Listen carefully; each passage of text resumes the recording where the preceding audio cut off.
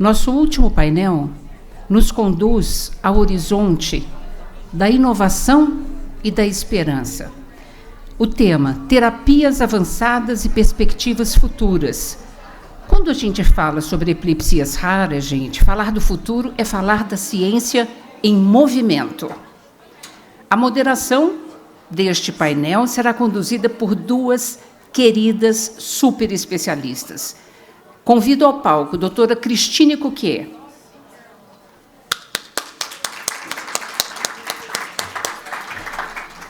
Doutora Cristine é voluntária e diretora do Comitê de Epilepsias Raras da Associação Brasileira de Epilepsia, neurologista e neurofisiologista com trajetória dedicada ao cuidado de pessoas com epilepsias raras. Ela chefia o Serviço de Neurologia da Santa Casa de São Paulo. Convido também, para compartilhar a moderação, doutora Aline Pansani.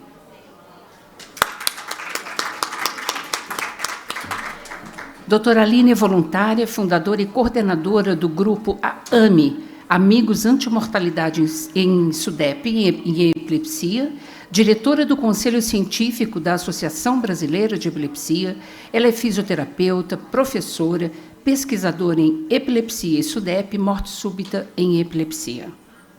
Juntas, elas trazem um encontro entre ciência, clínica, cuidado e advocacy. Participam deste painel doutora Caroline Cait, bióloga e pesquisadora em genética e biologia do câncer pela Universidade de São Paulo. Dr. João Batista da Silva Júnior, farmacêutico bioquímico, especialista regulatório e gerente de terapias avançadas na Anvisa.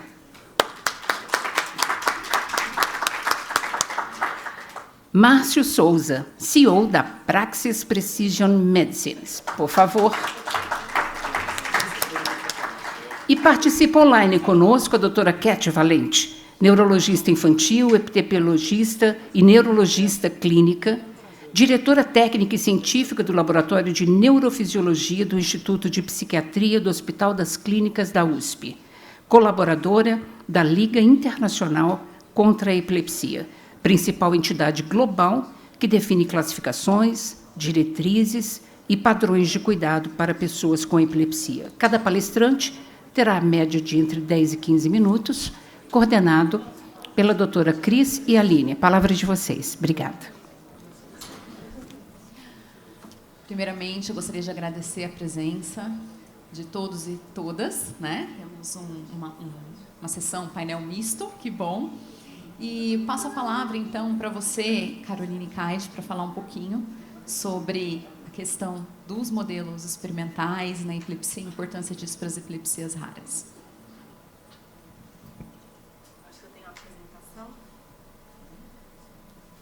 Oi. Aqui tem o microfone.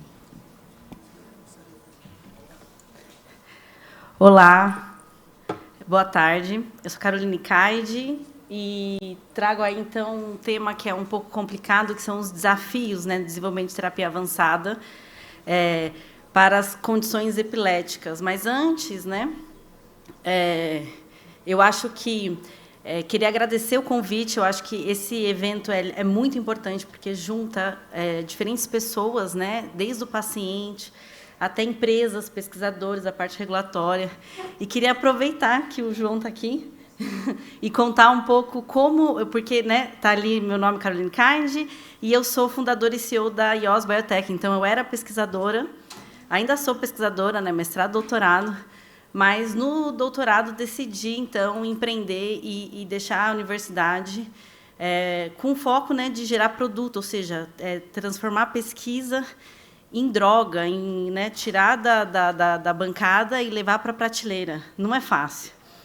Mas, ainda na minha ingenuidade como aluna de doutorado, eu falei, bom, se eu quero fazer isso, e esse insight veio de uma publicação em que vários pacientes foram atrás do nosso centro procurando aquela terapia. Era um paper. Era um paper que saiu nos jornais, mas pacientes foram atrás, né, mesmo sem entender, naquela situação precária. A gente chegou a receber paciente na maca, que veio do Rio Grande do Norte, a gente estando em São Paulo. Então, como que a gente transforma isso em produto, né? E, na internet, converso com a FAPESP. E a gente conseguiu conversar com a FAPESP. A FAPESP, não, desculpe, converse com a Anvisa. Converse com a Anvisa, confundi FAPESP com a Anvisa aqui. A Ana sabe que eu confundi. E, por incrível que pareça, a mesma aluna de doutorado, eu consegui um contato com a Anvisa, uma reunião com a Anvisa, um parlatório. E, quando a gente fez aquela reunião online, quem estava daquele outro lado era o João. E super nervosa, porque era a minha primeira vez um contato com a Anvisa. E ele falou as seguintes palavras: olha, eu li seus trabalhos, parabéns, o que eu posso te ajudar? Então, Anvisa falar para você o que eu posso te ajudar. E ali mudou um paradigma até que a gente tem, né, da visão com a Anvisa, e ele deu várias dicas de como transformar aquilo em produto. Foi ali que eu entendi que eu precisava empreender e sair da universidade para poder transformar aquilo em produto.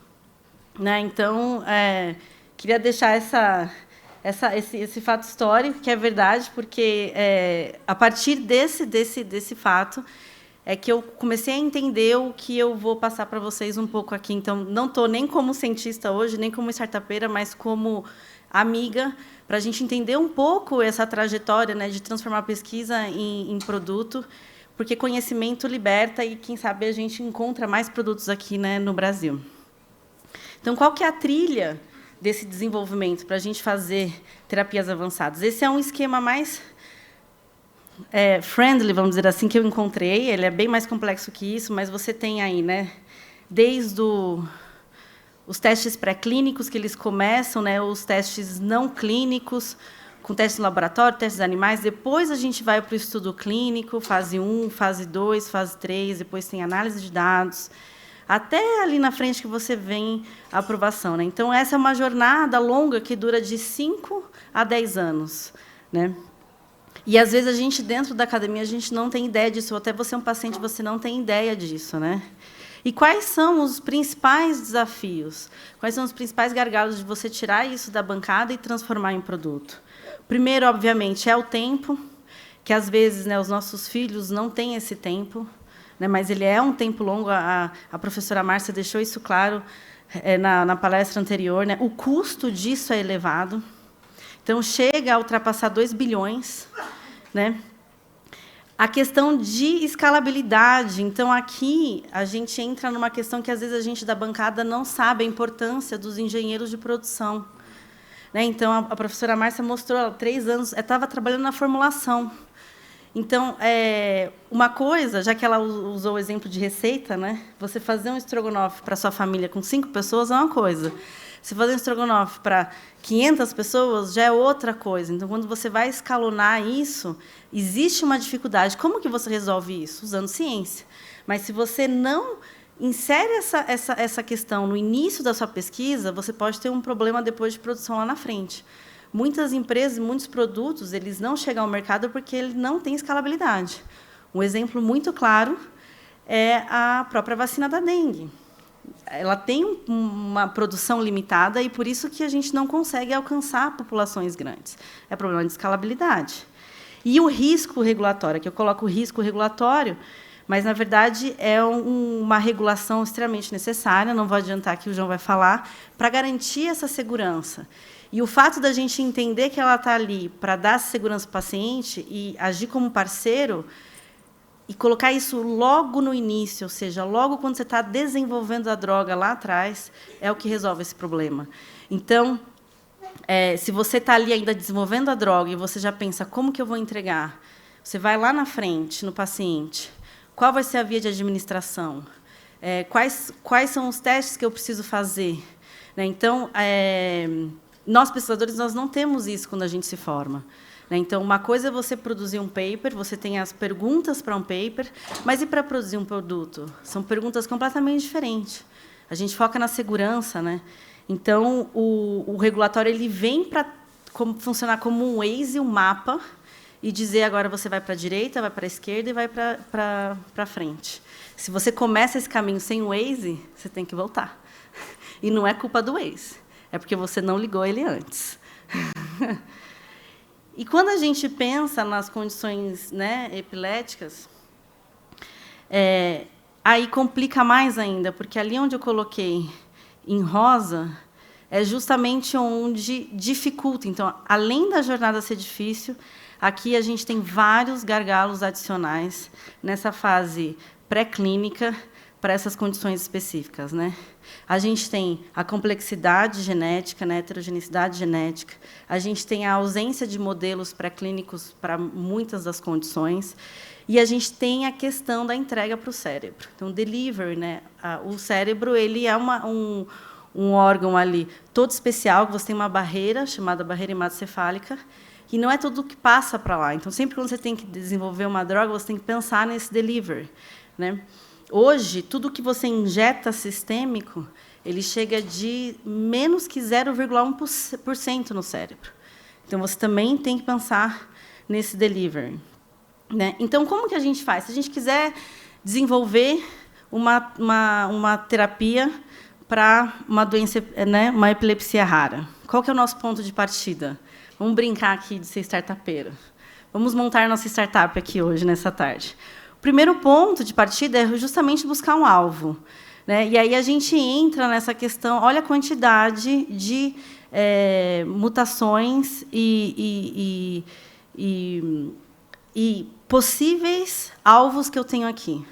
Cada pontinho desse é um estudo que usou 29.000 pessoas, e cada pontinho desse ali, que tem a flechinha, é um possível alvo para a epilepsia e que pode ser uma droga. São muitos, né? Esse aqui é um outro estudo que usou exoma com 20.000 indivíduos, né? Então, cada retângulo desse é uma possível droga. Então, são distintos, são riscos genéticos ultramente raros, mas cada um desses a gente pode, por exemplo, usar inteligência artificial para escolher possíveis alvos para seguir para frente, né? Uma vez que você escolhe esse alvo, você se pergunta, será que eu tenho um modelo experimental? Porque eu vou desenvolver essa droga, eu tenho que mostrar que ela é efetiva e se ela é segura. Como que eu faço? Às vezes a gente não encontra modelo, né? E às vezes você tem que desenvolver o modelo. Então você pode usar tanto um camundongo como um zebrafish. Vocês viram vários exemplos disso, mas existe a dificuldade de você desenvolver esse modelo. Às vezes demora 2 a 3 anos só para você ter um modelo animal que seja representativo da doença, né? Então essa já é outra dificuldade. Existe a possibilidade de se usar os modelos organoides, né? Então, hoje, principalmente no FDA, ele tem essa corrente de você poder usar modelos 3D in vitro, mas ele precisa ser muito robusto para substituir, né, os modelos in vivos. Mas são exemplos importantes. Então, aqui eu coloquei 2 estudos que eu participei, usando células iPS. Então, você pega a célula daquele indivíduo, né? Esse aqui para esclerose. E esse para síndrome de Down. Então, você pega as células do indivíduo, reprograma, e depois você diferencia, né, para você ter ali o fenótipo da doença. Regulatoriamente falando, a gente pode deixar o João depois dizer como que isso pode... Eu não acredito que vá substituir, mas é uma possibilidade para você mostrar eficácia, e até os organoides, né, os mini-brains. Esse é um outro estudo já na temática do câncer, né, em que você tem os modelos que mimetizam como que essa droga pode se comportar, né? Mas nem todas as condições têm esse modelo, né? Então, uma vez que você desenvolve ou até o IPS, você pensa na terapia gênica, ou você pensa no ASO, você pensa em como você vai fazer essa intervenção. As terapias gênicas, a gente está na era das terapias gênicas, né? Terapia gênica é quando você entrega aquilo usando ou um adenovírus ou um lentivírus. Então, você usa vírus para entregar aquilo.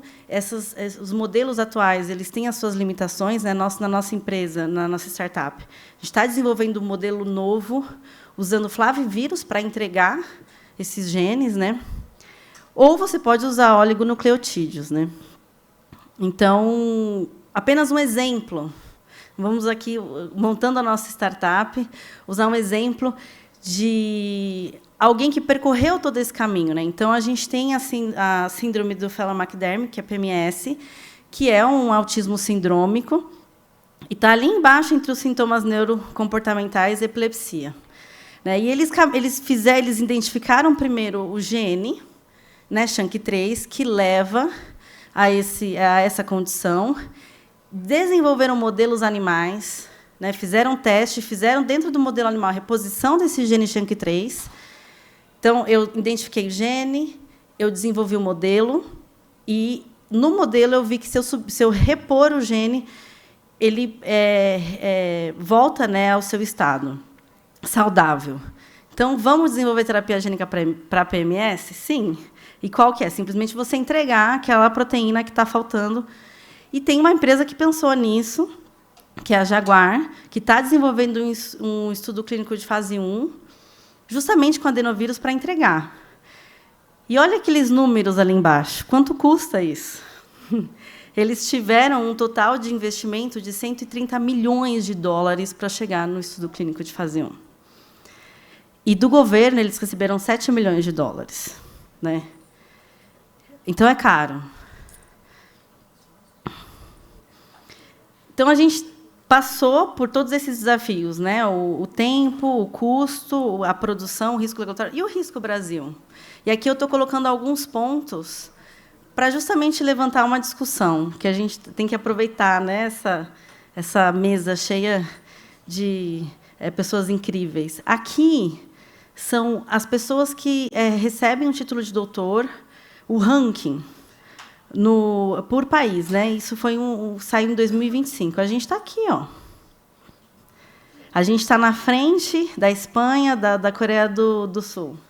Então, a gente tem uma produção científica bem representativa no mundo. E quando a gente pensa nos grandes desenvolvedores de drogas, a gente nem aparece no ranking. Aqui tem mais de, acho que dá umas 20, não contei as bolinhas.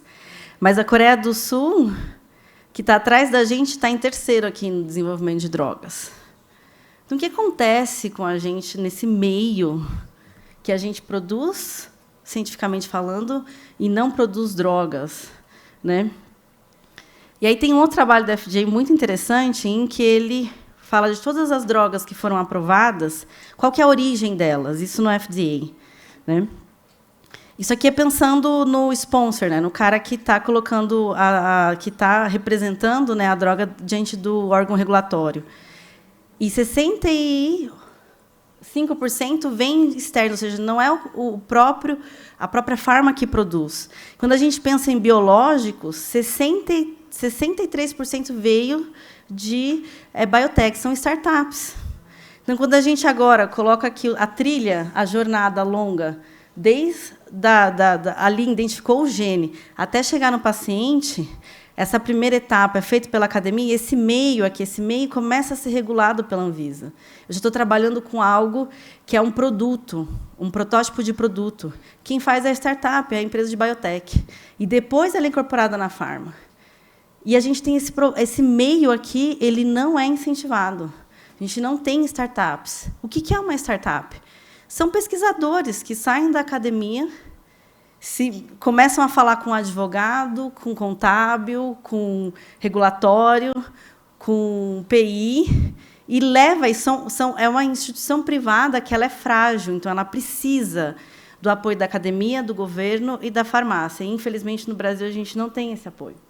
E talvez seja por isso uma hipótese que a gente tem esse buraco e não gera mais produtos, né?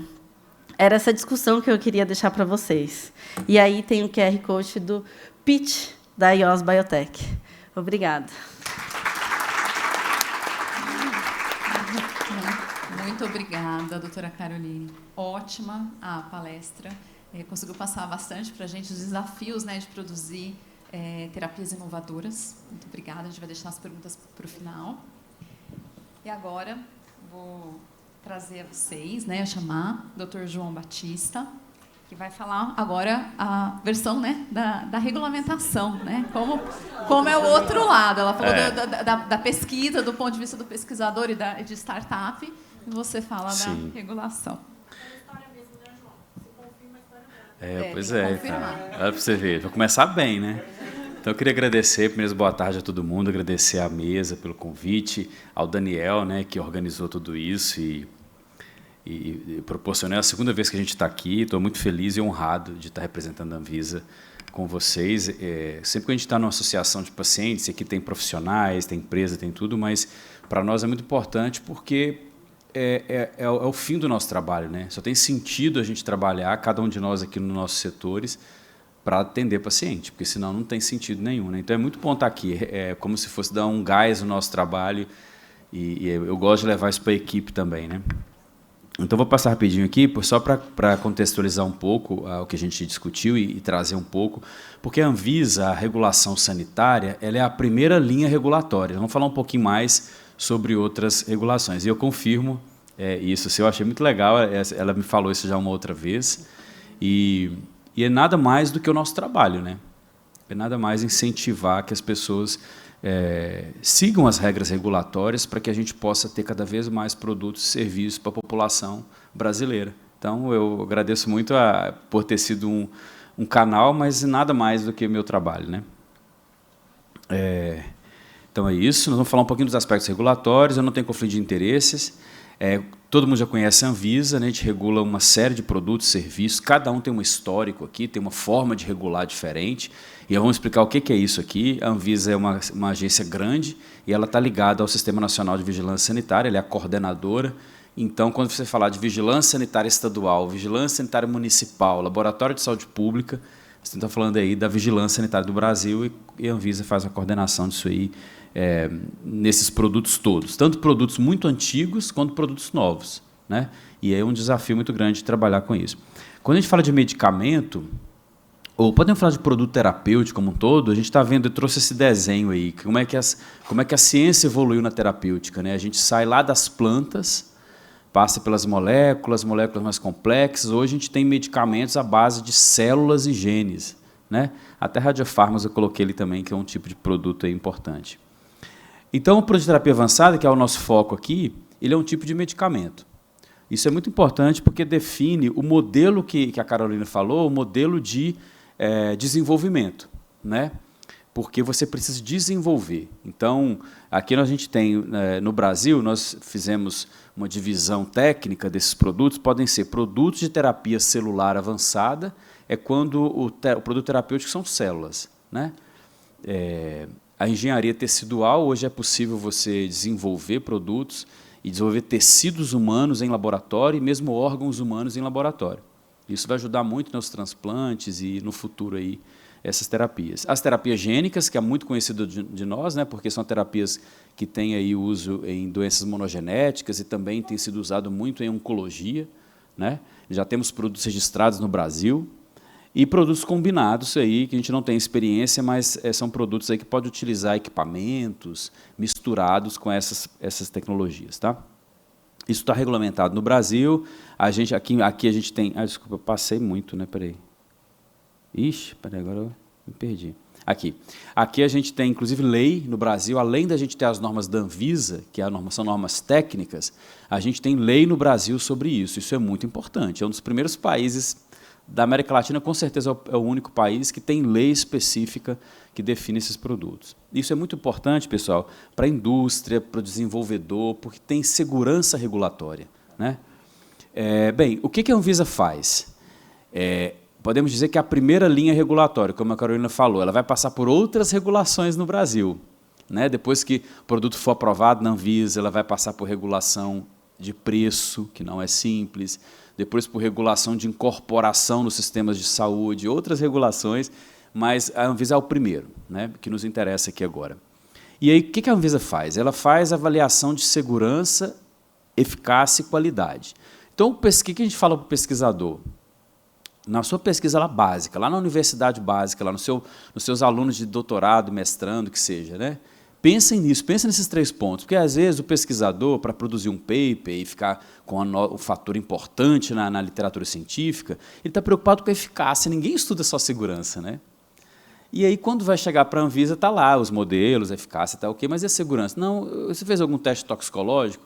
Não olhamos, então aí a coisa fica complicada, né? Então é importante ter essas visões aqui, a segurança é fundamental, eficácia, claro que a primeira coisa, você vai desinvestir numa molécula, num produto, claro, se ele tem se for promissor do ponto de vista de eficácia, mas também já começar com qualidade, né? Aqui a Carolina já mostrou as fases, eu vou passar rápido, eu queria só chamar a atenção que quando você está fazendo terapia avançada, você está trabalhando com células, pode ser células humanas ou células de animais, tá? E trabalhando com gene, né, com ácido nucleico. Então, você vai, dependendo do produto, você vai passar por 3 fases regulatórias no ensaio clínico. É a Anvisa, que vai avaliar a segurança, qualidade, eficácia, né, e acompanhar esse processo todo para tanto trazer segurança para o participante da pesquisa, porque o participante da pesquisa não pode ser submetido a nenhum risco, né, desnecessário. Então, ele tem que garantir isso. E também a qualidade do estudo. Porque, vamos supor, vou fazer uma fase 1, lá no início, uma fase exploratória. Se não tiver qualidade aquele ensaio, não vai chegar à frente. Você vai morrer na praia. Então, é preciso fazer essas avaliações. Então, a Anvisa faz isso. Depois, também, paralelo, vai ter que ter uma avaliação ética, né, porque são pesquisas com seres humanos. Toda vez que a gente for pesquisar com pessoas, né, você tem que ter uma avaliação ética. Então, existe no Ministério da Saúde uma instância de aprovação, coordenação dessas questões éticas no Brasil. E, no caso de terapia gênica, que eu estou falando aqui de um ácido nucleico recombinante, o que é isso? É um ácido nucleico que tem aquele gene terapêutico que a gente está tentando descobrir se ele é bom para determinada doença ou não. Então, esse gene, esse aí a gente chama de organismo geneticamente modificado, tá? E isso tem que ser avaliado, tem uma avaliação específica chamada de biossegurança, que é feito por um órgão lá do Brasil, chamado CTN-Bio, que é uma Comissão Nacional, né, de Biossegurança, que é do Ministério da Ciência e Tecnologia. Então, são essas 3 áreas para quem está trabalhando com terapia gênica, né? Vamos para frente. Aqui eu trouxe de novo esse processo só para dizer para vocês isso. Então, a Anvisa está na parte ali de riscos e benefícios. Tá? Então, o que acontece aqui? Ó? Então, o ensaio clínico é acompanhado pela agência, então o pesquisador leva o seu material lá, olha, todas as pesquisas, os dados das pesquisas, a Anvisa vai analisar, vai começar a sua pesquisa, né? E com seres humanos, tem as fases, todo o processo ali para tentar buscar o quê? Comprovar que aquele produto que foi muito interessante nos animais, ele também é nos seres humanos, né? Para a gente chegar até na segunda fase, que é o registro. Então, faz a pesquisa, aí tem vai buscando dados, comprovou que é seguro, eficaz, de qualidade, vai registrar. Registrar diz o seguinte, olha, você pode distribuir para a população, usar na população em geral. Por quê? Através dos estudos clínicos, você conseguiu padronizar o uso daquele produto. Então, você vai ter uma bula, você vai ter qual que é as condições, as precauções, como é que o médico tem que fazer. Então, tudo isso é organizado no registro. Quando está registrado, ele está padronizado, né? E aí vai poder, inclusive, comercializar. A Anvisa faz as avaliações periódicas e certificações de boas práticas, porque, imagina, para você produzir, você tem que garantir que vai produzir com qualidade o tempo todo, né? Então, periodicamente, a Anvisa faz as certificações de boas práticas de fabricação, porque a qualidade é fundamental para manter todo esse processo de segurança e eficácia, né? E depois vai ser monitorado. Aí vai entrar, eu falei para vocês, vai entrar na fase de uma outra fase regulatória, que é a fase de preço, né? Todo medicamento do Brasil tem um comitê, uma câmara técnica, que é um comitê interministerial, não é a Anvisa, tá, gente? É o Ministério da Economia, o Ministério da Saúde, até o Ministério da Justiça está envolvido nisso. Então, eles vão fazer um preço. Qual o preço mínimo pode ser, o máximo também pode ser feito com aquele produto ali. Feito isso, vai para o sistema. Você sabe que o Brasil tem um sistema único de saúde, né, que é um dos maiores sistemas do mundo e um sistema que a gente tem que cada vez mais, né, parabenizar e fazê-lo fortalecer. Então, vai passar. Se aquele medicamento, que a Anvisa, gente, é assim, vou explicar para vocês, se comprovou eficácia, segurança e qualidade, vai ser aprovado. Por exemplo, um paracetamol. Todo mundo conhece paracetamol, né? Existem milhares de paracetamol no mercado. Uma empresa fala, quero fazer um paracetamol agora cor-de-rosa, bonitinho, sei lá, para dar menos efeito, menos náusea, por exemplo. A empresa vai, desenvolve, vai lá para a Anvisa vai, aprova. Ela não faz comparação. Ah, esse aqui é melhor, então esse aqui não presta, eu não vou registrar. Então, isso acontece lá na fase de incorporação no Sistema Único de Saúde, no caso do sistema público, né, ou no sistema privado, na Agência Nacional de Saúde Suplementar. Ela vai fazer uma avaliação de benefícios e custos. Ou seja, se já existe um paracetamol branco que faz o efeito, a gente não vai incorporar o paracetamol rosa. Não tem sentido. E é isso que ele faz. Tá? Para doenças raras, a coisa é complexa, porque não tem alternativa. Então, fica mais complexo fazer esse tipo de avaliação. Mas é mais ou menos para vocês terem ideia de como é que funciona. Bem, aí a pergunta que se faz para nós reguladores, e é muito importante estar aqui com vocês compartilhando também as nossas angústias, né? Como equilibrar rigor científico, agilidade regulatória para garantir o acesso? Porque, para nós, o mais importante, eu sempre falo isso, né? A gente trabalha na Anvisa com vários modelos regulatórios. O modelo regulatório utilizado para terapia avançada é o modelo regulatório centrado no paciente. Por quê? Vocês vão ver por quê. Porque é muito complexo. São doenças onde a gente não tem história natural, a gente não conhece muito bem o mecanismo de ação, né? Então, você precisa usar outros elementos ali que não seja só os elementos clássicos das evidências, da busca de evidências que a gente já tem. Então, a gente tem que manter o rigor científico, porque isso garante que a gente, ao otorgar, dizer que esse produto aqui está registrado, ele é seguro, eficaz, de qualidade, eu vou usar a ciência para isso, não pode ser o achismo. Então, eu tenho que usar o rigor científico. Mas, ao mesmo tempo, tem que ser ágil, tem que ser adaptado a uma realidade onde, muitas vezes, eu não tenho nem dado o suficiente. Porque a história da doença é difícil ainda, a ciência ainda não tem todas as respostas. Então, esse é um grande dilema quando você lida com produtos para doenças raras. Tá?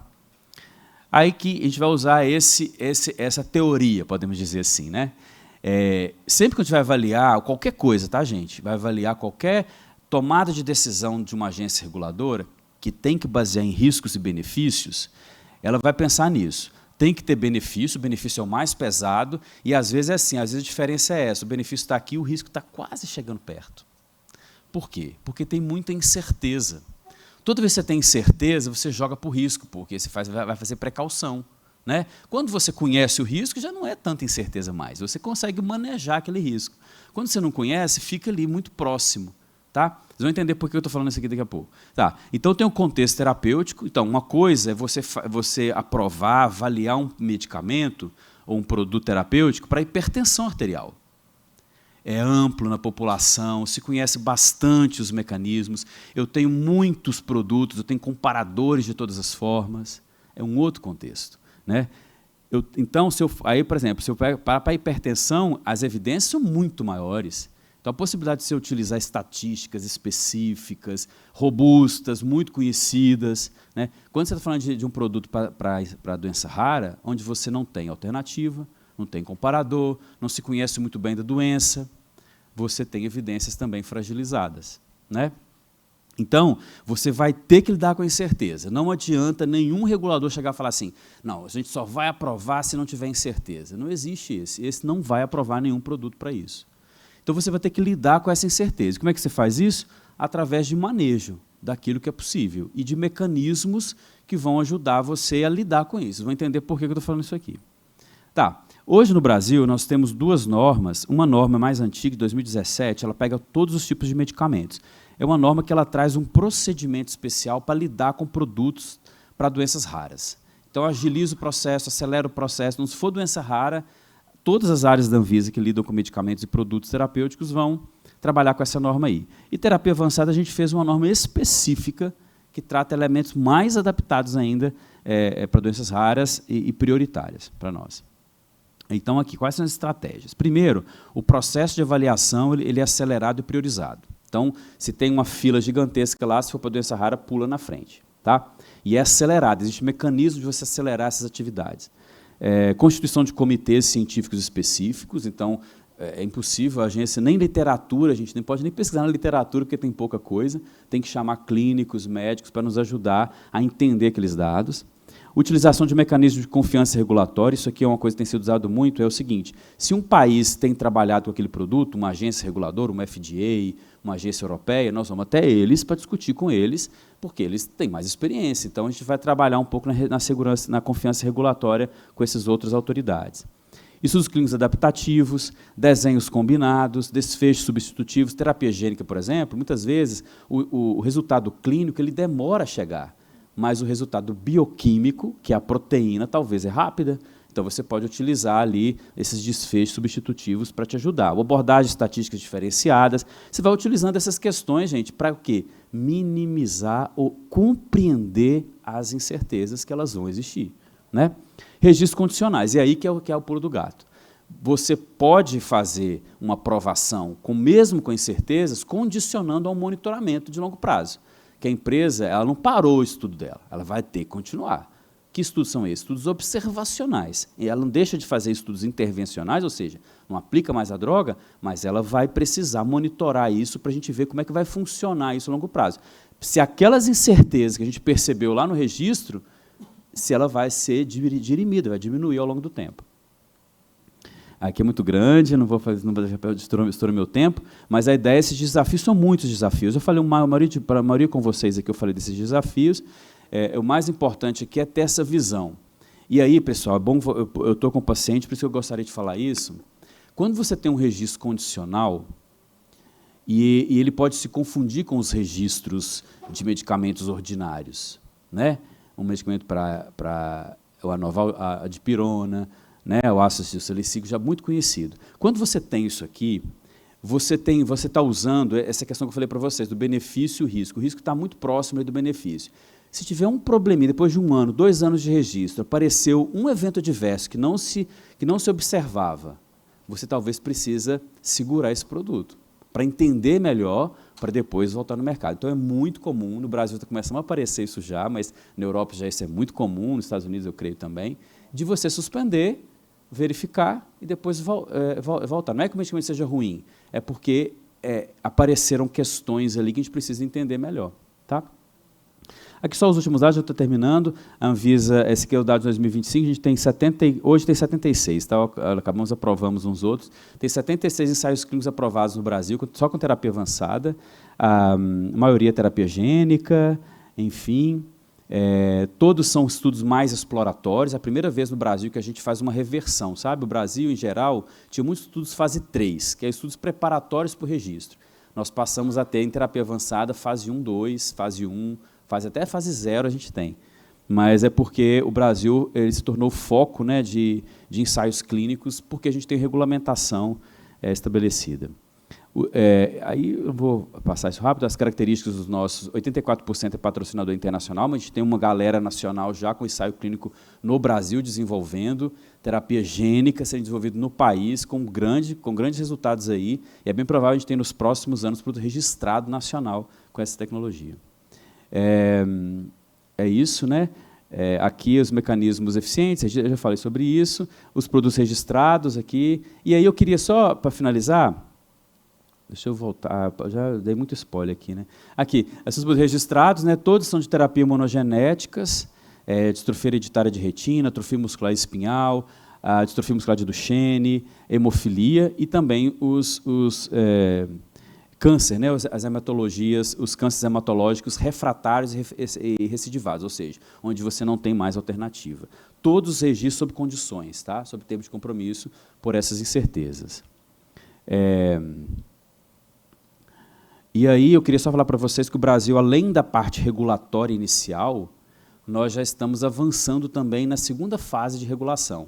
A precificação agora está num processo interessante, vão construir uma norma específica para precificar esse tipo de produto, que não é fácil, né? E o Brasil já tem um exemplo, o Zolgensma, uma terapia gênica para atrofia muscular espinhal, caríssima, R$7 milhões para vocês terem ideia, mas o SUS está fornecendo agora, recentemente, houve um processo de incorporação no Sistema Único de Saúde, um processo super interessante, primeira vez que o Brasil faz isso, que o paciente recebe o produto, o SUS paga determinada porcentagem, por exemplo, 40%, e depois, à medida que o paciente vai tendo resultados, ele vai ganhando divide, sei lá, em 5, 6 vezes, 5, 6 anos, e à medida que ele vai ganhando resultado, ele vai ganhando o valor total do preço. É muito interessante isso aqui, e o Brasil é um dos pioneiros nesse campo aí. Então, isso é um vislumbrando para a gente, porque não adianta só registrar na Anvisa, né, gente? se não tiver acesso também. Então, assim, isso aqui é muito importante. Tá? É isso, eu acho que a minha fala é a questão do foco do paciente, e muito obrigado.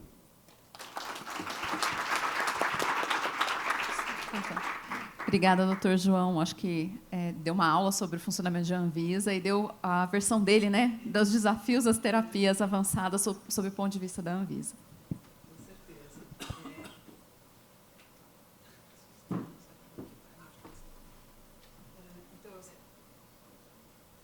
Na realidade, eu acho que foi totalmente complementar, né? Eu acho que é super importante a gente falar de tudo isso.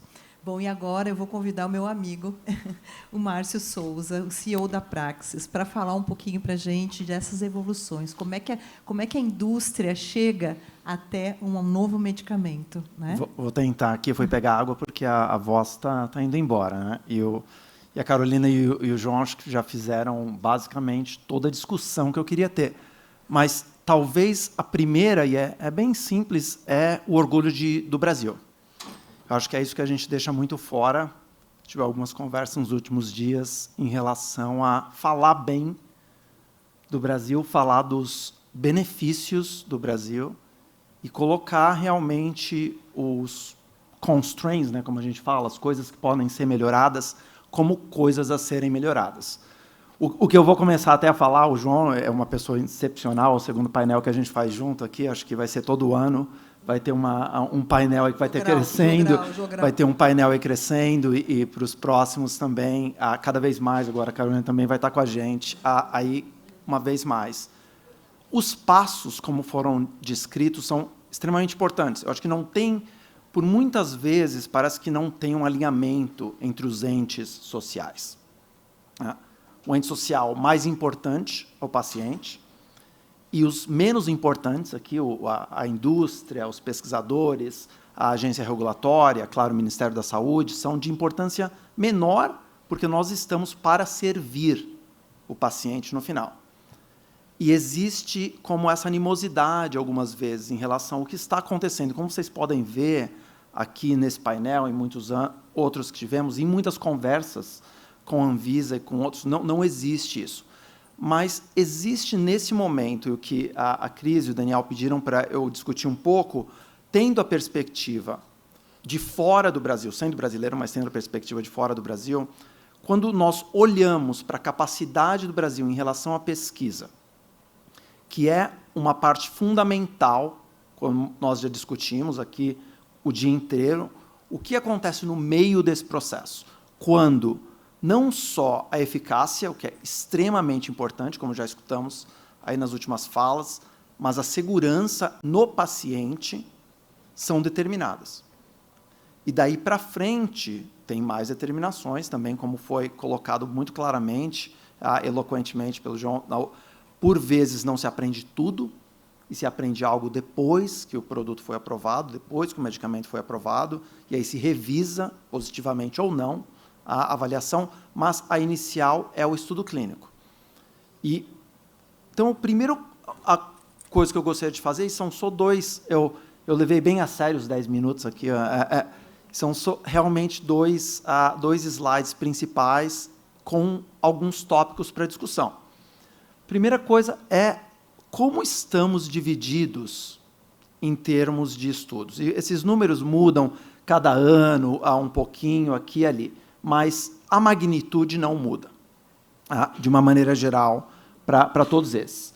Então, quando nós olhamos nos estudos clínicos, e isso não é raro, raro é pior, eu diria, de uma maneira geral, das proporções no Brasil em relação a outros. O que a gente pode ver aqui entre as 3 regiões maiores, apesar de que a China é o segundo maior de estudos clínicos no mundo agora, mas muito mais voltado para desenvolvimento interno chinês sendo testado na China. Então, por isso, até do panorama global, foi o que eu coloquei aqui. Então, você vê os Estados Unidos ainda dominando, uma flutuação, mas basicamente estável, eu diria. A Europa em declínio rápido. Eu também vou dar a minha opinião, não só o que está no slide, mas a opinião do que está acontecendo. E o Brasil crescendo muito rápido, proporcionalmente, mas eu teria um sonho ser o 7º como somos em número de doutorandos, no número de estudo clínico no Brasil. Não é nem perto da prominência que deveria existir. E por que não é nem perto? Porque os fatores principais, que é o que nós vamos discutir um pouco no próximo slide, todos, basicamente, estão presentes no Brasil. Então, não é a pergunta, muitas vezes, quando nós vemos um país ou qualquer outra num ranking mais baixo, se perguntar, mas o que está faltando? Né? O que fundamentalmente deve ter algo errado. Não é o caso. É realmente a mobilização de todos os entes sociais, que somos todos nós, em fomentarmos mais e mais. Vamos criar mais e mais essa fila, que o João falou que está acelerando, que está muito na Anvisa, ainda mais problemática, digamos assim, porque daí nós podemos discutir como resolver.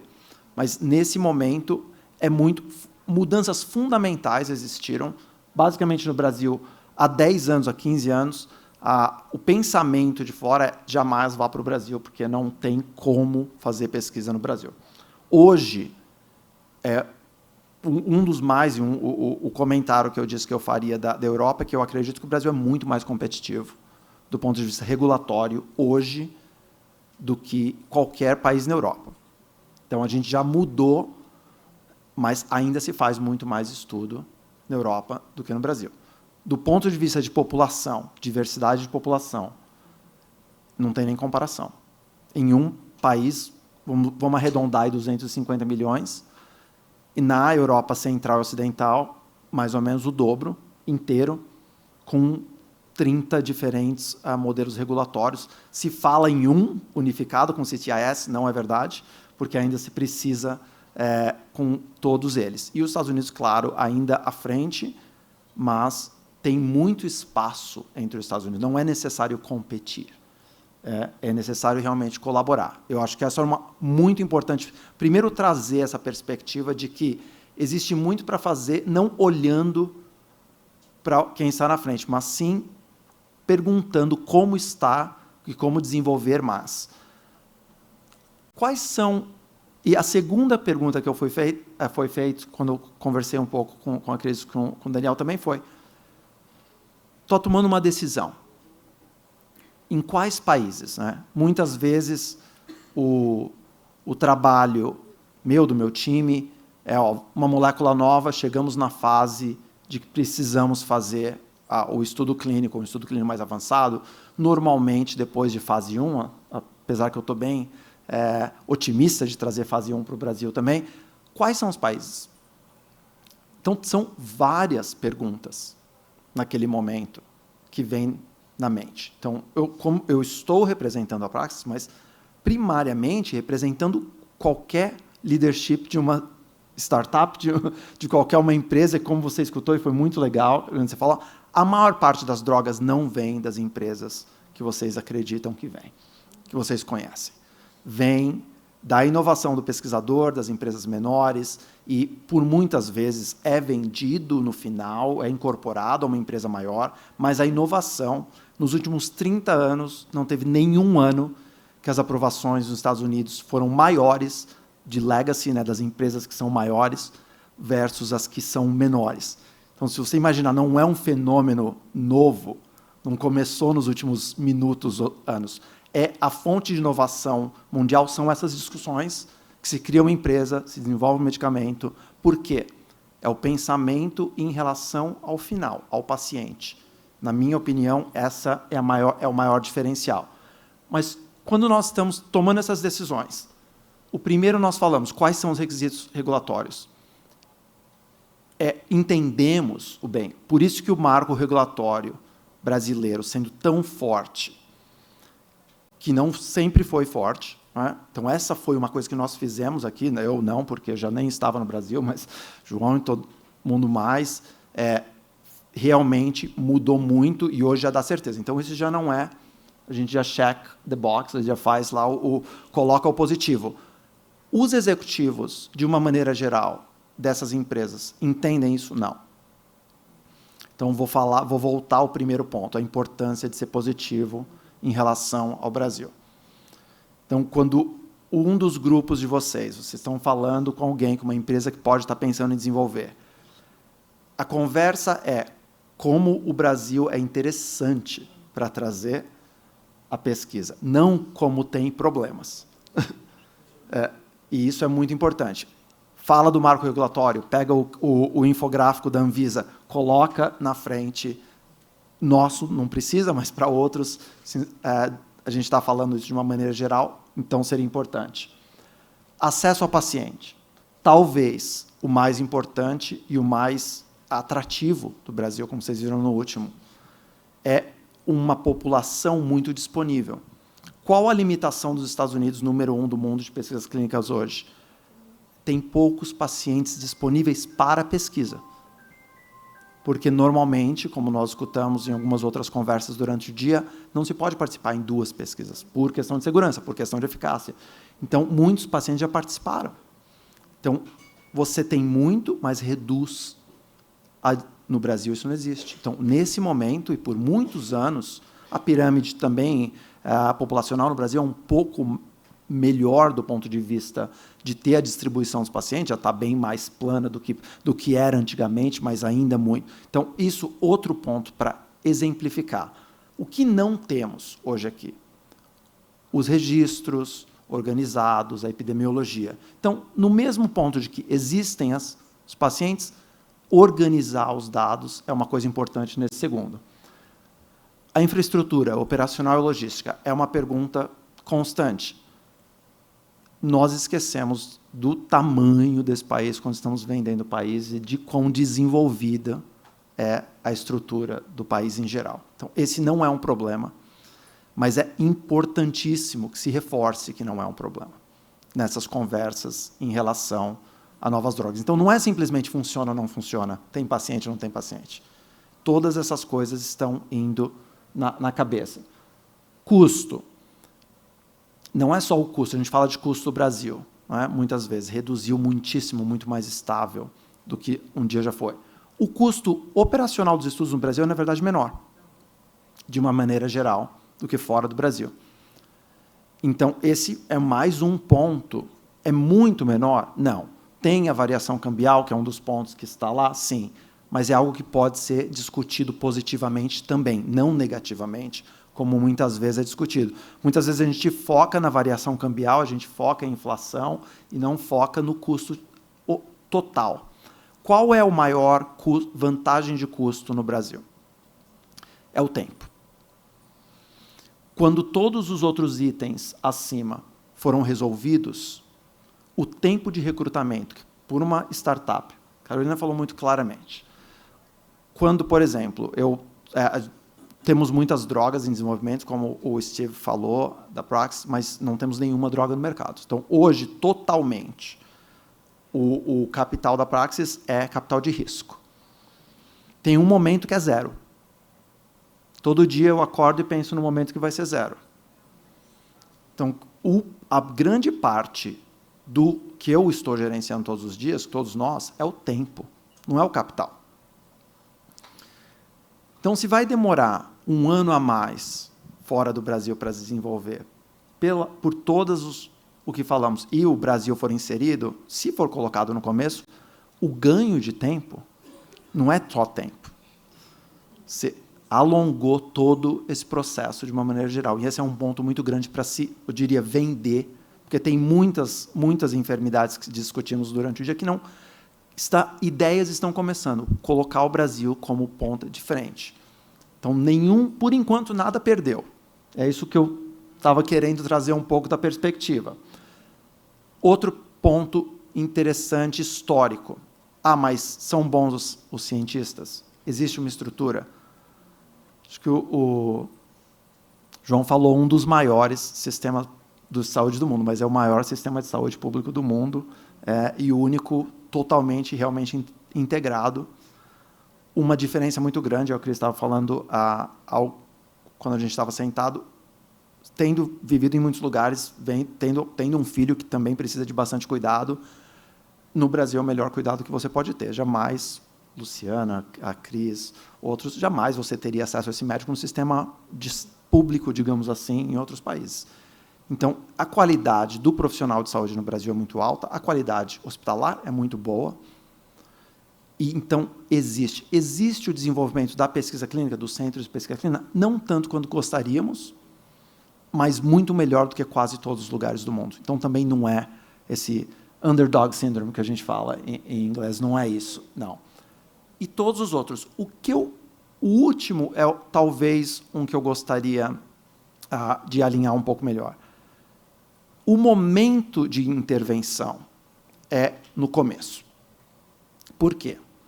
Vocês viram o tempo de aprovação de um estudo clínico nos Estados Unidos, 30 dias. Como eu quero muito que um dia a Anvisa chegue nesse mesmo, mas daí precisa do mesmo nível de recursos que tem no FDA, que a gente ainda não está lá, né?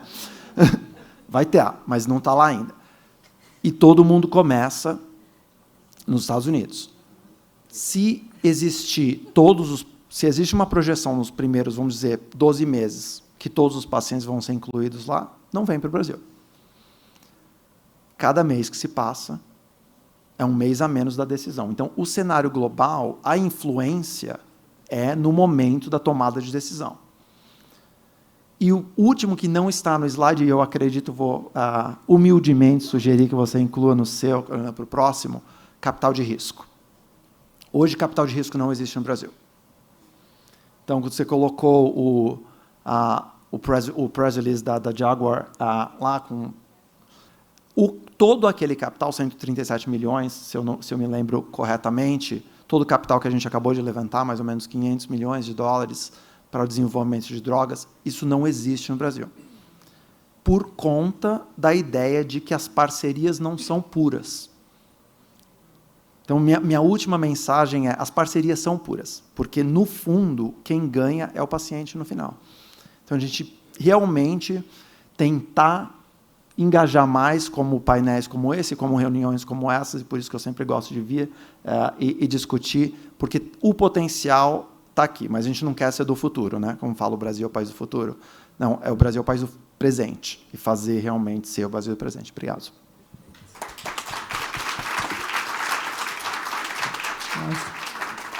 Eu acho que assim, é super importante tudo isso que você falou, e eu gostaria de reiterar o que você falou, quer dizer assim, que a gente não pode ver o nosso país como sempre do underdog, né? Que sempre que você acha o último. Eu acabei de voltar da China agora, lá eles não têm nada, as pessoas não têm um SUS para ajudá-las. Não existe alguém que pague por elas. Se elas não conseguem pagar um plano, um security, elas morrem. Eu vi uma pessoa morrendo, isso não foi na China, foi no Vietnã, morrendo no hospital com apendicite porque não podia pagar. Então, eu acho que isso é uma coisa que a gente tem que mudar, porque a gente vai para fora, a gente vai para os congressos e a gente sempre vê, né, falando, não, mas porque o Brasil tudo é ruim. Não, não é. Não é. E então, depois a gente discute. Eu gostaria de chamar a Cat, que está aqui esperando. A Cat vai falar, então, a doutora Cat Valente, vai falar para a gente sobre a pesquisa translacional. Como é que a gente implementa os novos fármacos na prática clínica. Cat? Vamos lá. Olá, meu nome é Cat Valente, eu sou professora livre-docente da Faculdade de Medicina da Universidade de São Paulo, e, antecipadamente, eu agradeço esse convite para estar falando aqui sobre pesquisa translacional e implementação de novos fármacos na prática clínica. Eu recebi esse título e também recebi um roteiro, com algumas perguntas que eu deveria responder. Então, esse roteiro com as perguntas acabaram virando tópicos, né, porque eu acredito que devam representar as perguntas que vieram da organização. Bom, de que forma a chegada de um novo fármaco impacta não só no controle das crises, mas nas comorbidades e qualidade de vida? Se a gente pensar no Dravet, nos fármacos para Dravet, valproato e clobazam são fármacos que a gente usa em várias coisas, mas nos fármacos que realmente a gente fala como medicina direcionada, fenfluramina e estilipentol, né? O que a gente viu, o que eles fizeram pelo Dravet? Bom, olhando só para a fenfluramina, a gente vai ver que, só olhando esse gráfico aqui, 17,5% dos pacientes de uma média de crise de 40 em 28 dias passaram a ter uma dose de 0,7, né? E 7,5, 0. Isso é muito. Com uma dose menor de 0,2, 7,7, 0. 5,1, uma crise. 0,7 ou 0,8 é melhor do que 0,2, mas mesmo assim, se a gente comparar placebo, né, com 0,2 e 0,7, a gente vê que a quantidade é muito diferente, né? Então, quanto às crises, acho que não há muita dúvida. Isso se mantém ao longo do tempo? Sim. Bom, para qualquer mãe que tem uma criança que tem 40 crises por mês, ela vai saber que isso muda a vida de qualquer pessoa, né?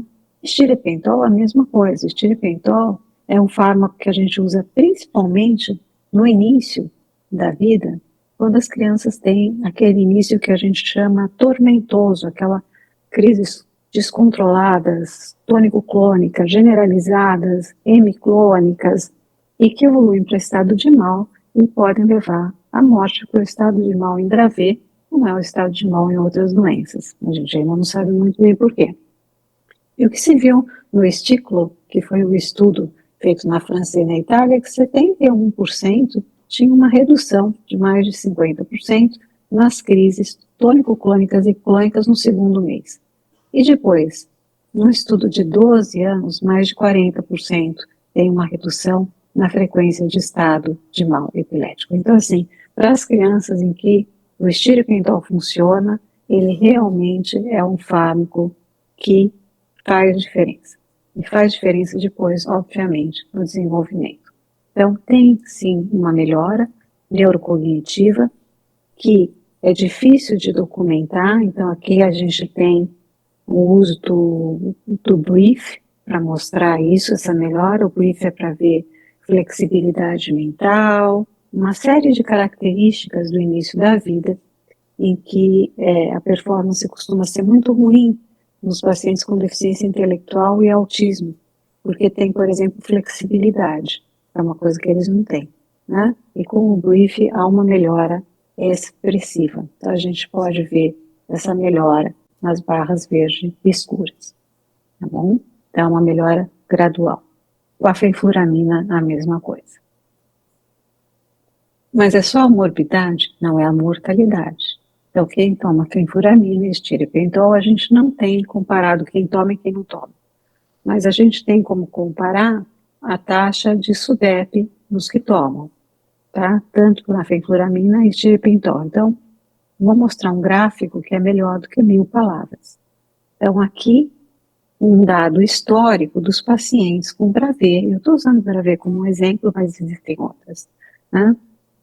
Que não tomam fenfluramina, tá? Que não tomaram fenfluramina. Isso é 2016, fenfluramina começa em 2020, então a taxa de mortalidade é de 15,8 e de SUDEP 9,3. E depois da fenfluramina, se a gente pegar aqui 732 indivíduos que entraram no trial, então a gente está considerando aqui 3 trials mais 2 estudos observacionais da Bélgica, né? A gente vê, então, cai para 1,7 todas as causas e 1,7 SUDEP. É muito expressivo, né? Então, o impacto na mortalidade é muito grande. O estiripentol é similar. E agora a gente vai ter a bexicacerina, que a gente espera que seja a fenfluramina melhorada. A gente ainda não sabe se é, né? Por que a fenfluramina melhorada? A fenfluramina, ela age nos receptores de serotonina, mas ela não é seletiva, é A, B e C, né? Então, quando ela age no B, ela age em diferentes órgãos, principalmente o coração. Então, antes tinha que ter sempre com a fenfluramina um monitoramento, e crianças que têm problemas cardíacos, elas não podem tomar a fenfluramina. Mas com a bexicacerina, ela é hiperseletiva, é só para o 2C, que é o que tem maior concentração no sistema nervoso central e não está em outros órgãos. O que se viu com a bexicacerina, que é um produto criado, tá? É que havia uma redução, no estudo fase 2, é com um número pequeno de pacientes, era para ver muito mais se era seguro ou não, mas a eficácia foi bastante grande, 59,8% a média de redução, comparado a 17,4 do placebo. Tá? Se a gente dividir por síndrome, nós vamos ter Dravet 75%. Então, são só 3 pacientes, a gente precisa ver mais, mas 75 é bom. Né? Lennox, a gente tem 50,8. E aqui a gente tem as outras DIs. As outras DIs são tão importantes quanto CN2, CN8, né? Perda de função, porque ganho a gente acredita que a praxis vai trazer a terapia gênica, SYNGAP, que evolui com Lennox. Nós temos tantos pacientes com lesão mesmo, e tem epilepsia grave e regridem, e perdem coisas. Esses pacientes, embora sejam muito numerosos, né, o que acontecia é que eles acabavam ficando órfãos dos trials, era só para Dravet e Lennox. E agora eles têm uma chance de entrar nesse estudo clínico. Né, e houve uma redução nesse grupo bem misturado, inclusive com cromossomo 20, 14, e vários Envidup, 15, duplicação do 15, Moat-Wilson. Então, houve uma redução de 65,5, até melhor do que no Lennox, bem perto do Dravet. É uma boa chance. Esse estudo está recrutando. Para Dravet, a gente já está com um número significativo, e nós estamos recrutando ainda mais, 2 a 3 pacientes por semana, então entrem em contato, e logo em breve nós vamos começar com Lennox e com as outras encefalopatias. Qual é a vantagem de participar do estudo clínico? Se meu filho cai no placebo, né? Todos vão receber o fármaco no final. E pela legislação brasileira atual, enquanto for eficaz, tem que ser fornecido, até ele ser implementado no Sistema Único de Saúde. Qual é a importância da medicina de precisão? Então, aqui a gente tem que separar um pouquinho o que é medicina de precisão e medicina personalizada, são 2 conceitos diferentes, mas vamos lá. A medicina de precisão, ela é bem mais do que genética, né? Isso eu vou explicar depois, mas o que a gente quer na realidade é o que eu acabei de mostrar, uma medicina personalizada, né? Então, a fenfluramina, estirepentol, quando a gente fala de Lennox, sulfinamida, canabidiol, farmacêutico, né? Isso é personalizado, mas ele melhora as crises, não melhora a doença, tá? Não tem como, né? Até melhora um pouco pela melhora das crises. Muito bem. Quando a gente tem, por exemplo, algumas deficiências, como a de GLUT1, a gente sabe que dando dieta cetogênica clássica, eu reverto o processo e esses pacientes, então eu estou mexendo no mecanismo da doença, estou suplementando o que ele não tem. A mesma coisa para um paciente que não tem a capacidade de produzir piridoxina ou piridoxal fosfato, né? Se eu dou a piridoxina ou piridoxal fosfato, ou para um que não tem a deficiência de creatina, são muitas doenças metabólicas. Se a gente dá, as crises costumam parar. Mas são só as crises. Então, aqui a gente tem na deficiência de GLUT1 um trabalho, não só aqui do T-Vivo, mas aqui para outras coisas, a epilepsia sem crises, né? Aqui a melhora expressiva, né? A deterioração acaba, então a gente vê que o que sobra aqui é menos de 5%, quase nada, né? E não mudança pode acontecer. Distúrbios do movimento também melhoram, menos que a epilepsia, mas melhoram, e a cognição melhora, mas não zera, tá? Não volta ao normal. O tempo é diferente para melhora, isso pode ser uma coisa que a gente vai assistir também em outras doenças. A epilepsia é mais rápida, por volta de 5 meses, distúrbios do movimento. Na deficiência de GLUT1 leva em torno de 1 ano, mais ou menos, e a cognição um pouquinho mais, e pode não ser total. Né? Uma coisa que eu acho que é importante falar na terapia personalizada, talvez até uma forma de precisão seja a cirurgia.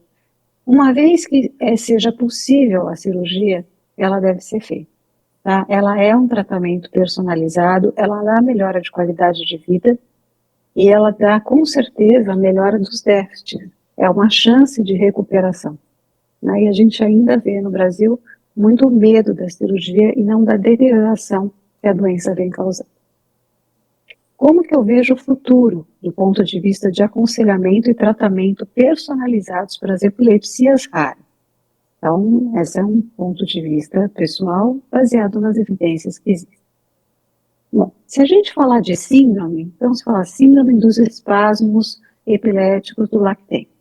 Síndrome de Lennox-Gastaut. O que é isso? Né? Na realidade, é um balaio de gato. Eu tenho de tudo lá dentro. Tem lesão estrutural, eu tenho etiologias genéticas. Né? Então, por exemplo, se eu olhar aqui os espasmos infantis, olha quantos genes diferentes. Tem SYNGAP, tem SN2, SN8, certo? A mesma coisa que a Lennox-Gastaut. Né? Então, a gente tem aproximadamente 1.000 epilepsias monogênicas. Né? Quando eu falo de tratamento personalizado, eu estou pensando em tentar abordar isso. Né? E realmente, a gente está vendo, aqui teve uma era da canalopatia, mas aqui, né, a gente vê a quantidade de genes que a gente tem descoberto dia a dia. Já tem um gráfico ainda mais atual do que isso.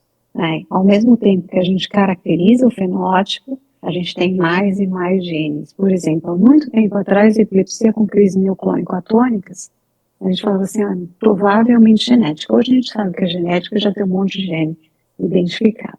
Por exemplo, o SYNGAP é um deles, SYNGAP1.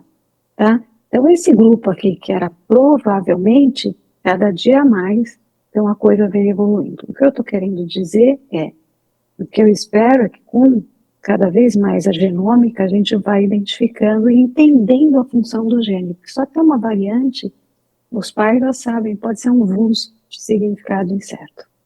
Né? Se a gente identifica e tem como tratar, a gente tem que parar de usar tanto remédio, né, e de pedir tanto exame que não serve para nada, e direto para os exames como o painel, o exoma, com exceção do cromossomo 20, 14 em anel, ou dos extranumerários, né, ou ainda as grandes deleções, e logo delinear qual é a forma de epilepsia, qual é a causa, a etiologia. Sempre funciona, porque hoje a gente já tem alguns estudos, né, e alguns trabalhos, por exemplo, se eu tenho deficiência de piridoxina, eu reponho a piridoxina. Isso funciona, piridoxalfosfato. Nas metabólicas a gente tem um caminho. Mas, por exemplo, se eu falar em SN2A, KCNQ2, SN8A ganho de função, a gente já sabe que usando os bloqueadores de canal de sódio, isso aqui melhora. Melhora no quê? Então, melhora as crises. Em teoria, devia melhorar tudo, porque eu estou bloqueando uma coisa que está em excesso, mas não é isso que está acontecendo. Né? Então, eu não bloqueio o distúrbio de movimento e muitas vezes eu não bloqueio ainda o processo de deterioração. Né? Ou melhor, como algumas mães já me disseram, não existiu perda porque não houve ganho. Então, nessas crianças muito graves, a gente não vê o ganho, né? Mas isso é não haver ganho já é uma perda, é porque está perdendo, é por isso que você não vê. Tá? A vigabatrina para TSC1 e TSC2, então hoje quando a gente tem a síndrome dos espasmos epiléticos, a gente sabe se foi esclerose tuberosa, principalmente TSC2, o tratamento é com vigabatrina. Mas eu reverto a esclerose tuberosa? Não reverto. Então a gente tem tratamentos, mas eles estão longe ainda de serem ideais. O que seria então um mundo melhor? Não vou falar ideal. No tratamento atual, eu vou fazer um delineamento do fenótipo, né? E vou conseguir um genótipo, e baseado nesse genótipo, então essa criança tem crise febril, a crise febril está complicando, e então eu vou lá e codifico, tem um SN1A, que é provavelmente patogênico, está evoluindo como Dravet, e eu começo a tratar adequadamente. Mesmo assim, eu vou ter, e se vocês são das associações, vocês sabem, há um grupo que vai responder muito bem a esse tratamento personalizado, e um grupo que não vai responder tão bem. Tá? Então, nem todo Dravet é igual, nem todo paciente com ganho de função é igual, nem todo SYNGAP1 é igual. Tá? Então, não adianta só detectar o gene, é mais do que isso. Eu vou ter que saber se é ganho ou perda de função, isso você já sabe, mas também quanto está ganhando e quanto está perdendo. Hoje a gente já viu que muitas vezes um casal tem 2 filhos, os 2 filhos têm a mesma variante e um é menos grave do que o outro. Então, existe alguma coisa além do gene, né? Provavelmente a proteína, provavelmente a quantidade de proteína, tá, que é produzida. E esse refinamento, essa sofisticação, a gente ainda não tem, e eu espero que a gente tenha. Esse seria o futuro, né? E isso é importante por quê? Porque a gente espera cada vez que a gente faça um diagnóstico mais precoce. Então, quando eu tiver um diagnóstico de SCN1A, eu estou falando de ganho ou eu estou falando de perda? Mas eu não posso falar pelo fenótipo, e se eu não tiver fenótipo? E se eu estiver falando de tratar antes da manifestação dos sintomas? E se eu estiver falando de tratar na primeira crise febril? Na primeira crise febril, ou na crise febril que complica, eu quero saber se existe uma variante no SCN1A. E aí? Se o meu resultado vem positivo, eu posso dizer que é Dravet? Não, porque pode ser uma epilepsia com crise febril plus. Nesse momento, o tratamento vai ser o mesmo, mas quando eu tiver a terapia gênica, eu não vou poder, ou não deveria, dar, por exemplo, uma injeção, né, ou intraventricular, ou intratecal, uma criança, se ela vai ter epilepsia com crise febril plus, mas com certeza não é uma que vai desenvolver esse quadro. Então, eu vou ter que ter, para o futuro, como prever. Essa medicina preditiva, ela é a medicina de precisão. Então, a medicina de precisão é a genômica, são as ômicas todas, mas é também Big Data e é também a inteligência artificial, porque a gente vai precisar pegar todos os dados dos pacientes e ir analisando qual é a diferença para poder dar esse resultado um pouquinho mais sensível. Então, não é só as ômicas, a gente pode ficar falando de genômica o tempo inteiro, mas a gente vai ter que, aos poucos, baseado na resposta dos pacientes, ter uma curva de aprendizado. E no futuro, como me foi perguntado, então, dentro dos EMR, né, que são os registros eletrônicos, ser capaz de, pelo fenótipo, poder, através da inteligência artificial e análise de Big Data, ser capaz de classificar e categorizar qual paciente precisa de qual tratamento. Então, a gente sai de uma medicina de intuição, puramente baseada no fenótipo, hoje a gente está baseando na evidência dos trials que estão em andamento, para no futuro a gente poder ir para os algoritmos. O que a gente tem hoje já é muito bom, já é uma evolução que a gente não pensou, eu pelo menos não achei que eu fosse ver. Então, por exemplo, para as crianças com lipofuscinose esteroide tipo 2, a gente já tem reposição enzimática, que faz muita diferença, melhora muito. Aqui a gente tinha a morte e aqui a gente tem a vida, essa é a diferença. Mas não atinge a retina, então as que desenvolvem cegueira vão ter cegueira. Então ainda não é ideal. E para as epilepsias como o Dravet? Então a gente vai ter o ASO não é uma terapia para Dravet, é uma técnica que vai ser adaptada para perda e para ganho de função. Então vamos lá. Para perda de função, porque esse vem do Dravet, né, é da Stoke, então ele se incorpora, tá, ao RNA, não é ao DNA, ao RNA que tem potencial de ativação, e não ao que não tem, que não produz proteína. E com isso, esse RNA que tem potencial de virar proteína, vira mais do que uma vez, né? Então o que ele produziria pelo outro que não produz. Produz quantidade suficiente? Produz proteína a mais? A gente não sabe, tá? Então basicamente é isso. É assim que funcionaria. Um é um RNA não produtivo, o outro é um RNA produtivo. O que a ASO vai fazer é ativar o produtivo para produzir ainda mais, né? E isso é feito através de injeções intrapecais mensais, cada 4 ou 6 semanas. Isso reduz crise de atraso, epilepsia? Sim. Em animais, né? Aumenta também a sobrevida, tá?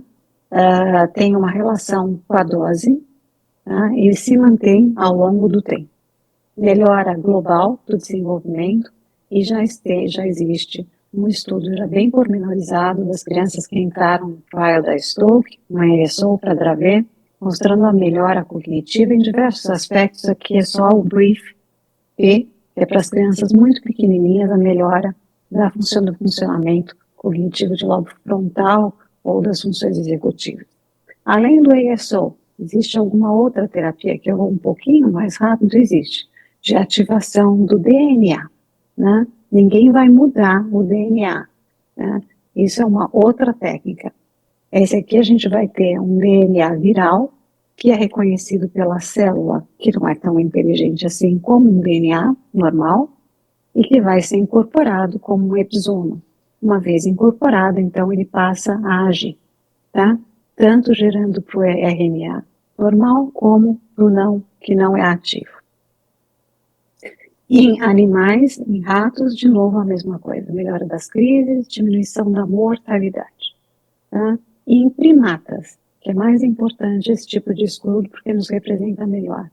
A injeção intraventricular em uma parte se distribui em todo o cérebro? Aparentemente sim, tá? E não vai para outros órgãos, exceto para o fígado, mas não foi tóxico até o momento.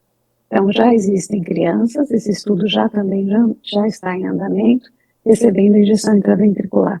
A vantagem é que é uma aplicação só, né? Então aqui o episoma, que se forma com DNA viral, né, que é incorporado tanto no DNA que é ativo e normal, como no DNA que tem a mutação, e que vai gerar um RNA normal e proteína. E com isso, a gente vai ter a ativação dos canais de sódio.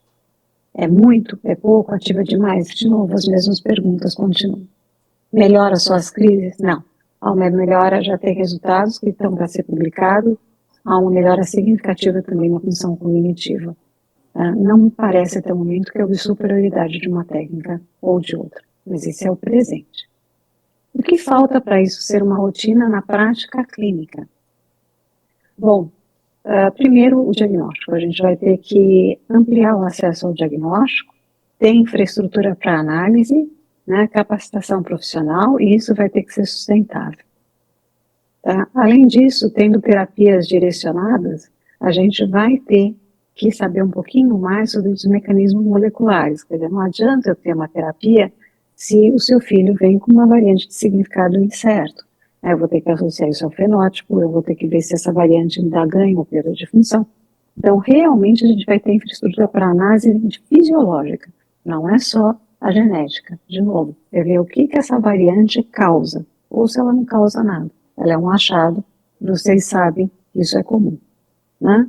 Da mesma forma, a gente vai ter que avançar com a inteligência artificial, Big Data, e nós vamos começar a ter que fazer bancos de dados, né? Não só bancos de dados com os pacientes, o que eles têm, fenótipo mais leve, fenótipo mais grave, mas também a resposta ao tratamento. Porque isso sim vai gerando, né, um refinamento de o que precisa ser feito para que no futuro a gente consiga, de novo, né, na hora que for fazer novamente, talvez modular aquela terapia em andamento. Qual é a importância para pacientes, familiares, não só ser o consumidor da terapia, mas o produtor de conhecimento e terapia? Na realidade, é produtor de conhecimento e de história natural. Quando vocês fazem uma pesquisa conosco, né, e a gente vai delineando as características, como tem acontecido agora com o SINGAP, né, em que o grupo SINGAP tem vindo em peso para o nosso ambulatório, por causa da liderança da dona Kelly e da Graciema, eu agradeço muito. O que a gente consegue é delinear a história natural. Poxa, mas os outros grupos já fizeram isso. Sempre todo mundo tem a acrescentar. Por exemplo, a hipermobilidade não tinha sido descrita e nós estamos escrevendo. O que é a importância de escrever isso? Bom, isso passa a ser um critério e quando tiver terapia gênica, isso também tem que melhorar. A gente não pode focar só na crise e no neurodesenvolvimento. Existem alterações sistêmicas que comprometem muito a vida dos filhos de vocês. Por exemplo, eu vou falar uma que a gente não menciona, a constipação, né? Que é uma coisa que até no SINGAP existem pacientes que empeoram das crises. Então, é super importante. Através da nossa interação com as nossas experiências pessoais com o grupo Dravet, a gente gerou dados que esses dados trouxeram a Takeda, um estudo da Soticolestar, que eles não queriam vir, mas quando eles viram os dados, né, e no final a bexicacerina. 2 mães advogaram pela bexicacerina, a Ana, né, e a Bianca, do grupo CDKL5. Então, quem foi atrás da Longboard, quando ela nem era Longback, foram essas mães, e é por isso que a bexicacerina está aqui conosco, né, que a Longboard está conosco. E, por fim, existem as mães do SN2A, que foram quem trouxeram, as mães que trouxeram a Praxis, e que eu espero que continue com outras terapias gênicas. Então, é muito importante que a gente junte forças, né, aqui nas reuniões com a indústria, aqui levando os resultados, tem que levar resultado, tem que publicar resultado, aqui avaliando com fisioterapeuta, equipe múltipla que a gente tem feito, que as mães lutando e lutando junto com a gente, e isso é super importante, isso que vocês estão fazendo. Mas quando trato aqui, o que a gente precisa dos pais? Nesse momento, o pai tem que ser pai, a mãe tem que ser mãe, porque uma vez que o trial chegou, o que nós precisamos é de colaboração, participação, responsabilidade e compreensão. Não é infrequente que as pessoas entrem no trial e não consigam entender o valor que aquilo tem. Não consigam entender quanto aquela equipe está se dedicando para dar aquilo e quanto que é o ganho daquilo que está sendo dado, inclusive financeiro. Tá? E coisas básicas, como um diário de crises, não são preenchidas. Visitas não podem servir porque tem algum compromisso social. Coletas, precisa hidratar uma criança, não adianta brigar com a enfermeira.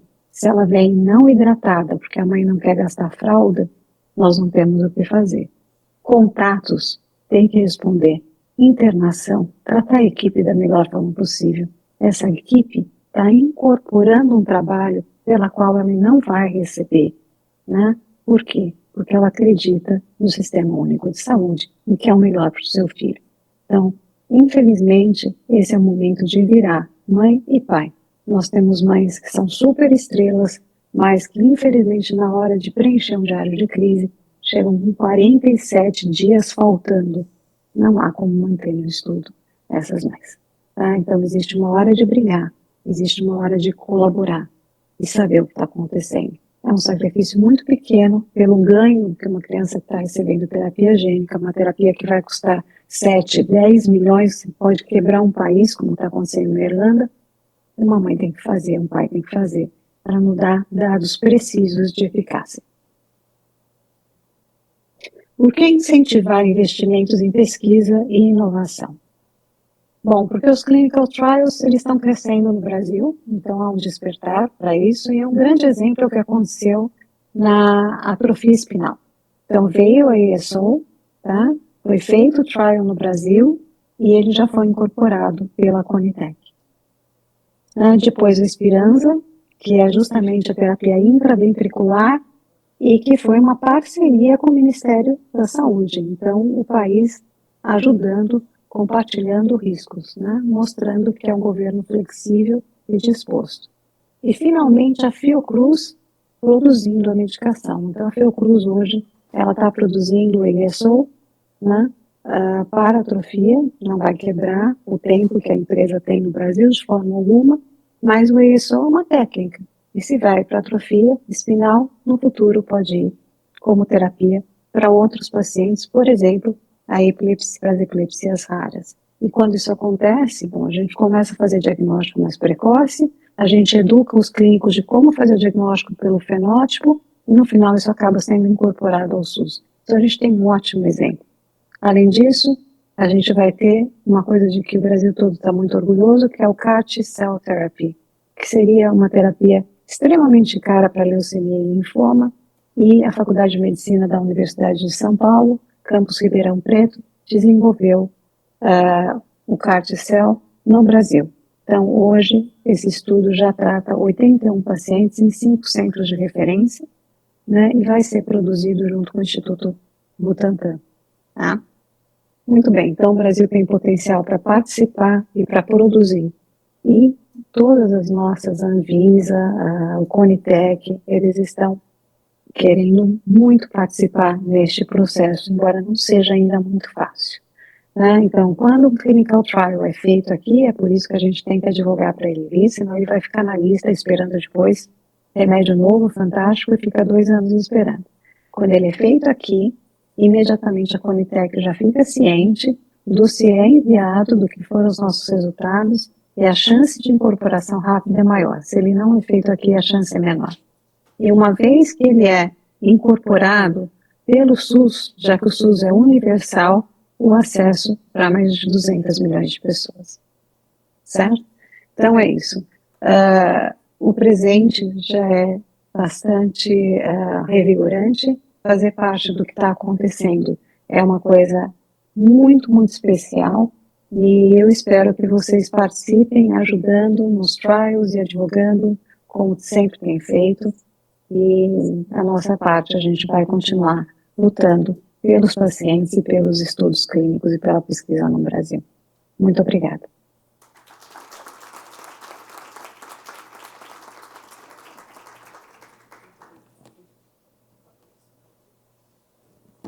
Obrigada, Cat, pela tua excelente palestra. Eu acho que foi super esclarecedora. E alguns pontos, né, que a Cat levantou, que são muito importantes, que vem de conta com tudo aquilo que a gente está falando. E eu gostaria de frisar um dos maiores pontos aqui para vocês que estão aqui agora. Eu acho que a participação nos estudos clínicos, fazer um estudo clínico não é, vocês querem, né, a gente quer que os estudos venham, mas participar desses estudos não é fácil. Não é fácil, é difícil. Você tem que ir lá, você vai ficar 6 horas no hospital, você tem que preencher diário todo dia. Se você não preenche o diário, a gente recebe o aviso. 3 dias, né, Marcela? 2, 3 dias já... Não preencheu um dia, já chega o e-mail, não é isso? É, mais ou menos. Mas, enfim, então, assim, esse comprometimento pela parte pela outra parte é muito importante. Então, claro que a gente quer trazer os estudos, a gente quer que depois a Anvisa autorize e depois incorpore, mas todos têm que fazer a sua parte. E eu acho que uma outra coisa extremamente importante é que vocês viram que a Cat falou em relação assim, quem trouxe os estudos? Da onde veio, né? Do movimento de vocês, do movimento das famílias. Quer dizer, foi, né, uma pessoa que foi lá, que pensou, que buscou, que trouxe, que fez o contato. Então, é por isso esse engajamento que é algo tão importante. Bom, eu acho que tem uma pergunta. Sim, tem uma pergunta para o doutor João Batista. Estamos dando início à era da medicina personalizada, o que vai gerar milhares de novas terapias. A Anvisa já sabe como atuar nesses casos? Não há possibilidade de ensaio clínico com uma corte de pacientes? Explique como podemos ajudar a facilitar esse processo. Como esse grupo, né, pode ajudar nesse processo? Então, assim, os estudos, os desenhos, né, eles são organizados dessa forma, em coortes, né, e tal. Então, como é que a Anvisa está preparada, né? Por exemplo, quando a gente trabalha com terapia avançada, a gente está trabalhando com terapias personalizadas e desenhos e tudo. Eu acho que uma grande questão hoje que está acontecendo na agência, a primeira coisa é uma coisa de que está acontecendo no mundo inteiro, os consórcios regulatórios.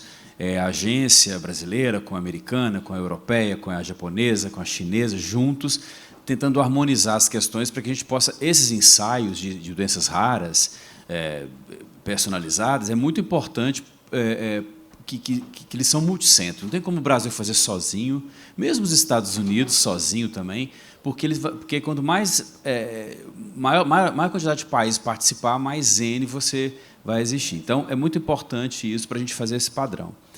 Tem uma coisa que a Anvisa está fazendo agora, que teve a lei, que você colocou bem, né? A lei vai ajudar muito, porque a lei vai colocar... Hoje, por exemplo, a avaliação da Anvisa não pode passar de 90 dias. Que se passar, o ensaio tem que começar. O que nós fizemos na área de terapia avançada? Outras áreas têm mais dificuldade, porque tem filas muito maiores, a gente não tem. O que nós fizemos? Nós vamos fazer alguns caminhos de entrada, por exemplo. Então, aquela empresa que está com o seu dossiê muito mais robusto, ou tem uma experiência maior, ou é um fase 3, ela vai entrar direto e bem provável que a gente vai conseguir aprovar com muita facilidade. E a gente vai fazer uma coisa que os Estados Unidos faz. Por que os Estados Unidos aprovam em 30 dias? Alguém pergunta, né? Porque eu, em sã consciência, não ia acreditar que ele ia... A primeira vez que ele visse um estudo, ele ia aprovar aquilo em 30 dias. Não existe, nem com 200 pessoas, 1000 pessoas analisando aquilo. Mas é por que ele faz? Ele faz aconselhamentos, ele faz aconselhamentos científicos, a empresa leva lá no pré-clínico, ela leva de novo, ela discute de novo. Quando o negócio está redondinho, eles apresentam para o FDA, 30 dias eles aprovam. Então, a gente vai aplicar isso aqui no Brasil, para aquele que quiser. Olha, eu peço a ajuda de vocês, porque nós vamos colocar isso em consulta pública, e vocês vão lá e dão apoio, tá? Mas assim, já está acordado com as diretorias, mas é importante. Porque assim, não, isso é necessário, não é porque foi necessário, porque para a gente cumprir esses 90 dias não é fácil, né, num produto inovador como terapia avançada. Então, a ideia seria, aquela empresa que está organizada, bonitinho, está nos Estados Unidos, já aprovou lá, já aprovou na Europa, vai entrar por uma via simples e a Anvisa vai aprovar de forma rápida. E aquele que está começando uma fase 1, ou é nacional, vai entrar, pode entrar, tudo é pode, tá, gente? Vai poder entrar por essa via, só que essa via não tem prazo. Por quê? Essa via é assim, você vai poder, por exemplo, você está com os seus estudos pré-clínicos na universidade, eu vi umas pesquisadoras apresentando aqui, mas ainda tem dúvida, não sabe como regular aquilo e tudo. Vai lá, faz uma reunião, apresenta para os primeiros dados, a Anvisa analisa, você vai ter que fazer por esse caminho, talvez você vai ter que fazer com primatas, não vai ter jeito, outras vezes não, só com esses estudos você consegue, e aí vai fazendo. Quando estiver prontinho, submete e aprova. Então, essa via a gente vai tentar fazer, que eu acho que é uma coisa que os países entram, né? Eu acho que, do ponto de vista de inovação, assim, é um pouco isso. Mas, do ponto de vista de preparo, outra coisa também. Nunca uma agência vai estar 100% preparada, né? Assim, porque nós estamos lidando com doenças. Vocês estão vendo, aqui tem pesquisadores das doenças, né, de epilepsia raras, e, mesmo assim, a gente tem visto questões científicas ainda não respondidas. Você imagina uma agência que a gente não tem essa experiência. Então, o que nós construímos? Nós criamos uma câmara técnica oficial, hoje a gente chama de Rede Nacional de Especialistas em Terapia Avançada, que a gente vai agregando à medida que vai aparecendo os estudos. Por exemplo, apareceu um estudo para epilepsia rara, que ninguém conhece. A gente tem que chamar um especialista, claro, livre de conflito de interesses, né, porque não pode estar, para agregar essa rede. E ele vai fazer parte do processo de discussão. Isso também tem ajudado muito a gente a ser ágil e a ficar mais tranquilo. E não é só isso, para colaborar com o desenvolvedor. O papel da agência não é só dizer, carimbar e dizer pode, não pode, mas ele colaborar no processo. Por isso a gente vai criando uma coisa chamada aconselhamento regulatório. Nos Estados Unidos e na Europa, eles falam aconselhamento científico. A gente é mais humilde. A gente não vai falar aconselhamento científico, porque precisa, né, a gente precisa de ter cientistas mais bem preparados para dar aconselhamento científico. Mas a gente vai contribuir com o aconselhamento regulatório, que a gente entende que vai ser muito importante para o desenvolvimento nacional. Eu acho que é isso, né? E, assim, então, acho que é das duas forças. Fazer forças com outras agências, porque a gente pega expertise e também a gente acelera processos aqui, trazer a comunidade científica para o processo avaliativo, né? E fazer aconselhamento regulatório, principalmente para o nacional e para os ensaios que são iniciais, né, exploratórios, que são mais complexos. Acho que é um pouco um pouco, posso dizer assim, de inovações, para a gente lidar um pouco com as inovações desse processo. E uma dúvida também, no caso de drogas que já são aprovadas em outros países, e às vezes tem essa dificuldade de ser regulamentada aqui no Brasil, como funciona essa questão da regulamentação, como tornar mais ágil? É possível deixar mais ágil ou não? Você está falando, por exemplo, quando a gente fala drogas, medicamentos que já são aprovados, registrados, é isso? Em outros centros, em outros países. Isso, que são registrados. Existe, então, a Anvisa está trabalhando. A terapia avançada não entra, porque a terapia avançada é muito personalizado ainda, tem pouca padronização. Mas vou falar do exemplo dos outros, que no futuro, quem sabe, a terapia avançada entra também. A Anvisa trabalhando numa coisa chamada Reliance, que é uma coisa chamada confiança regulatória. Então, por exemplo, hoje ela tem Reliance, é uma questão contratual, né, assim, oficializada com a Anvisa e FDA. Então, existe uma parceria de confidencialidade de dados. Então, os documentos do FDA, que o FDA tem posse, né, pode ser passados para a Anvisa, e a Anvisa pode passar os documentos também para o FDA. Então, quando for aprovado lá, algumas determinadas drogas já podem ser aprovadas no Brasil, com algumas avaliações mais eu posso dizer, mais adaptadas aqui, né? Porque você não pode nunca deixar de avaliar, porque você precisa ter, por exemplo, dependendo do produto, às vezes os Estados Unidos aprovam com condições também, né? Ele aprova com condições de monitoramento. Você precisa trabalhar isso. Isso para alguns medicamentos mais conhecidos, moléculas mais conhecidas, isso é possível já. Mas para muita inovação, não. A inovação ainda precisa ser um pouco... Sabe por quê, pessoal? É assim... como eu falei para vocês, a questão do risco-benefício. Vou dar um exemplo aqui, não tem problema, está público. Tem um produto que nós registramos para Duchenne, e esse produto também foi registrado nessas questões de risco-benefício tênue, né? É um produto bom, mas ele tem questões de risco aí que precisam ser avaliadas. Em determinado momento, teve algumas mortes que aconteceram nos Estados Unidos, isso chamou a atenção aqui do Brasil, a gente suspendeu esse produto para analisar e tudo. Então, você precisa ter um conhecimento aqui, porque senão você não consegue lidar, porque ainda o produto não podemos dizer, ele não está totalmente conhecido o processo dele, nem mesmo nos países de origem onde foi registrado. Por isso que alguns produtos não dá para aplicar esse reliance, mas outros sim, é possível. Vigilância constante. E vigilância constante. Infelizmente. Pronto, então, na consulta pública, a gente vai fazer, provavelmente, talvez esse ano não dá mais, mas no início do ano a gente vai colocar em consulta pública. E é muito bom a sociedade participar, porque fortalece, né? Fortalece a nossa questão técnica, claro, junto às diretorias, para eles ficarem mais tranquilos em aprovar as normas, né? Estamos com o João, correto, gente? Já ganhei meu dia. Muitíssimo obrigada pela participação de vocês, brilhante para a gente encerrar esse nosso primeiro dia desse segundo encontro de epilepsias raras. As doutoras coordenadoras. Oi? Então, a Carolina teve que sair porque ela foi para a formatura do filho dela, então ela saiu correndo, judiação. E eu gostaria de agradecê-los, então, pela, eu acho que foi importantíssima essa da bancada até o paciente. Eu acho que a gente, hoje, aqui, o dia inteiro, a gente conseguiu essa tradução. E eu gostaria de agradecer pessoalmente aqui a Ana Carine, porque a Ana, ela é... A Ana... todo o desenvolvimento do dia de hoje é a Ana que trouxe, né, em conjunto com a gente, né, Dani? Então, eu gostaria de te agradecer, Ana. Obrigada. Ana Carine. E eu agradeço profundamente a vocês, coordenadoras, doutora Cristine, doutora Aline, Márcio, João. Muito obrigada, viu, pela participação. A foto, olha a foto.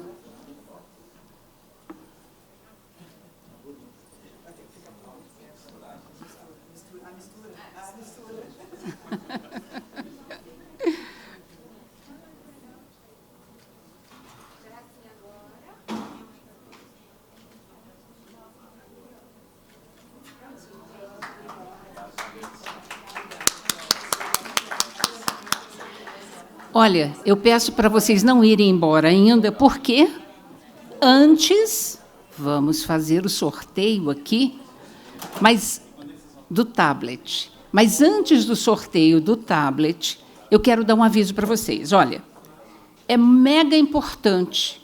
Atrás deste card de vocês, do cartão de identificação, existe um QR Code. Por favor, respondam.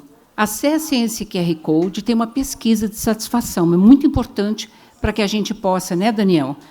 A cada evento, a gente melhorar mais ainda, tá bom?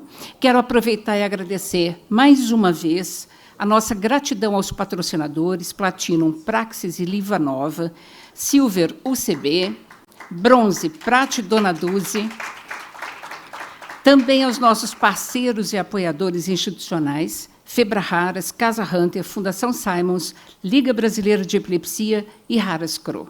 Agora eu chamo aqui o nosso presidente, Daniel, por favor, para o nosso sorteio final do tablet. Estamos concorrendo ou não? Nós não estamos concorrendo. Eu acho uma injustiça. Vamos lá. Sorteio.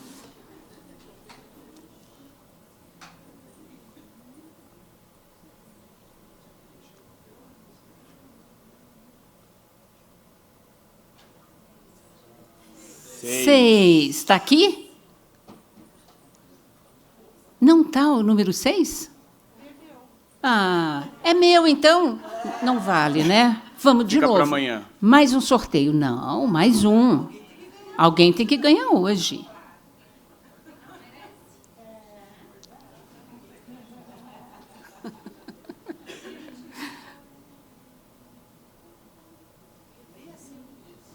Meia cinco. Mais uma vez. Vamos lá. Mais um sorteio, por gentileza.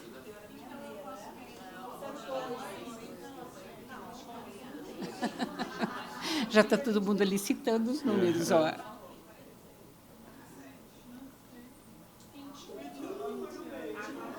28? Ê!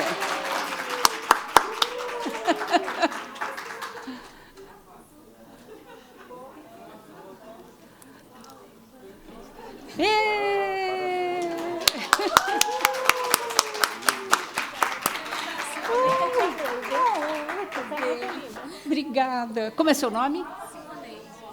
A Simoneide é a sortuda do primeiro dia.